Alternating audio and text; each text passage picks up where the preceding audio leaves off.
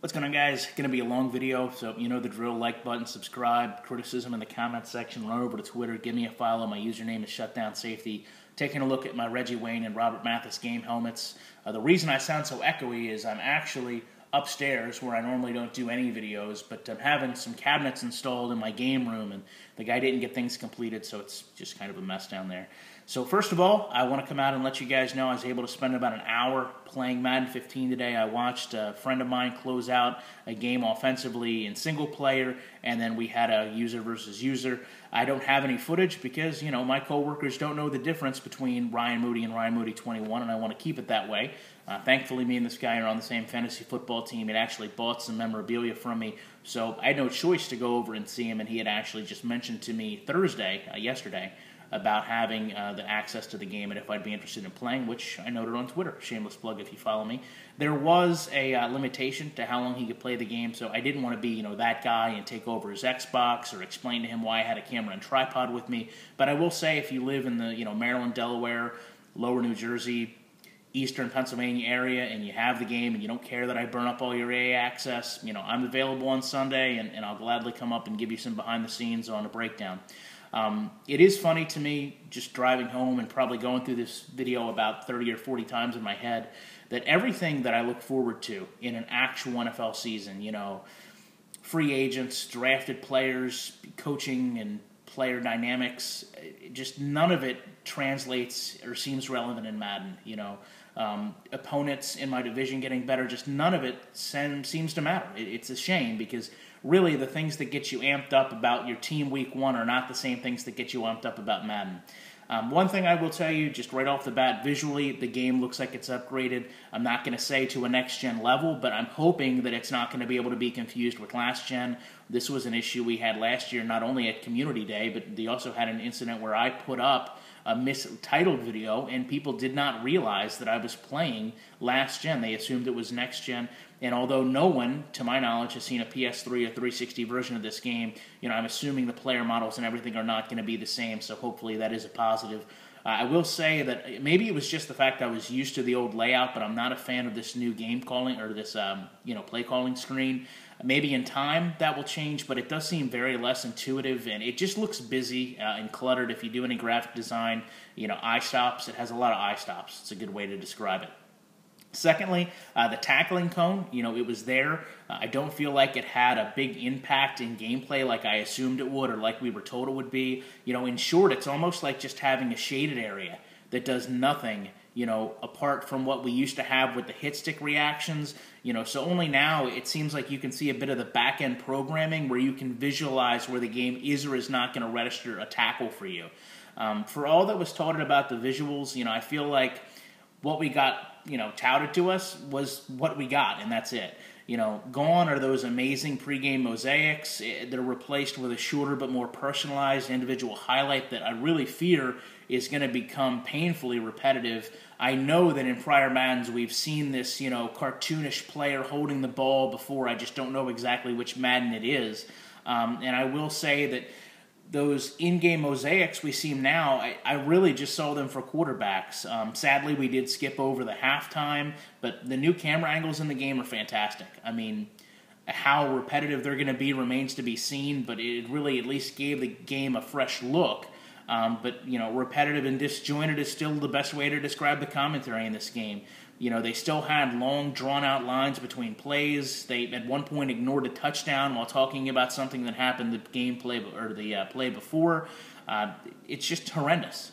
With the new camera angles, it looks even worse. It looks and sounds worse together this way than it did before with the cutscenes. There was an incident where, T.Y. Hilton had scored a touchdown, and Sims was talking about the offensive line being responsible for the play while Hilton was just there clapping. It just looked so wrong.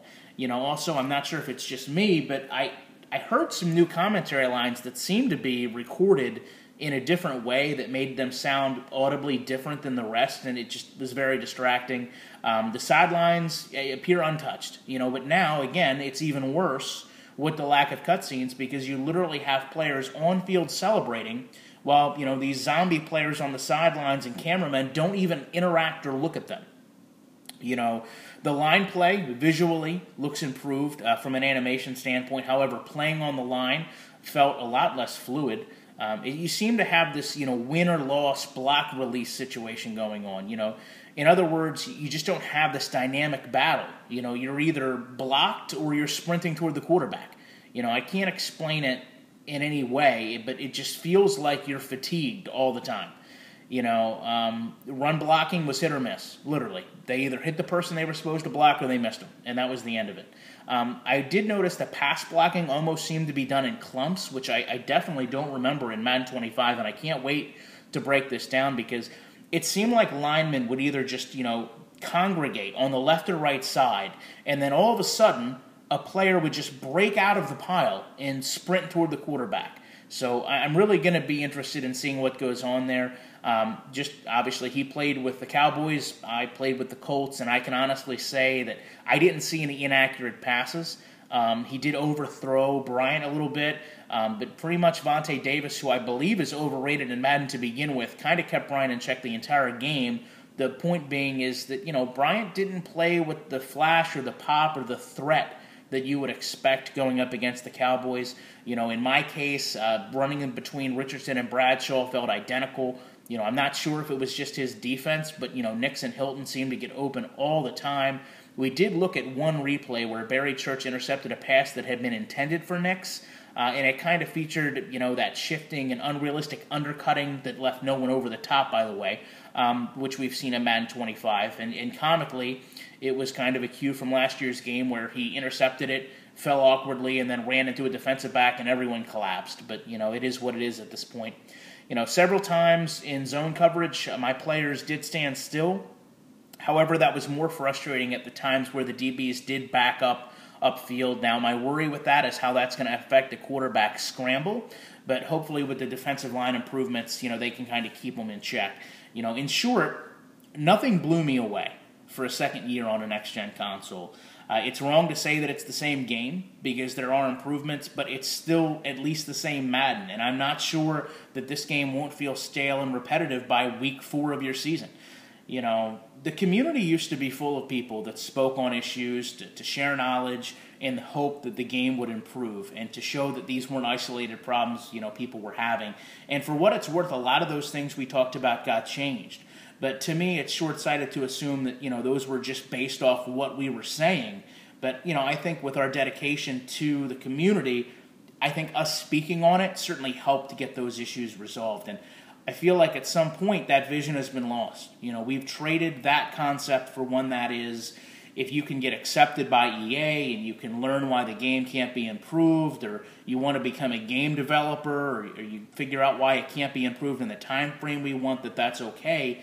And I almost feel like there's people in the community that aspire to be a game developer more than a community member. And, to me, this whole line to the devs, this faux pas goal that seemingly people had to just connect with EA as opposed to continuing to make content toward the community is just wrong. Your community interaction should be more important than your developer interaction. It's not conducive of a community mindset. It's an individual mindset. I don't make videos for the community. I share them with the community. I literally record what I would be saying if a camera wasn't on. And I'm fortunate that you guys basically watch it to the point I get paid for it, 35,000 times a month, and you agree with me, and, we're all like-minded and embrace it. I'm fortunate to be in that position. But, it's as simple as this. You grow and have more opportunity to learn when you allow more people to see what you're doing and talking about. I've been educated by people that watch my videos, which in turn have my videos better. The end result is some of you improve my videos, which made my content, which goes to a developer, better, which equals a more accurate representation of how the community feels. Why would anybody want to sever or not nurture that interaction? To me, that concept is what got us here. But now it's 2 mediocre next-gen games.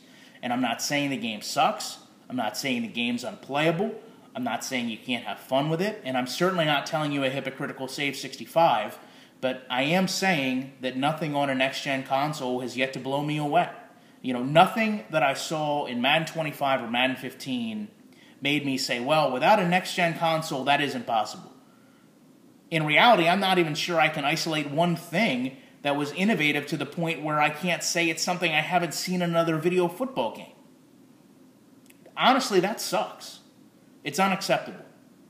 So the responsibility of showing how and why, that is part mine and yours. But it is for the whole community. And Madden 16 is not going to improve in the way any of us want if we're going to sit here and not discuss it. And hopefully this game can be a continual reminder to that. Appreciate you guys sticking through a long video. I'll be back in the week with more content. And once Madden 15 drops, I will have a lot of things already in mind ready to break down.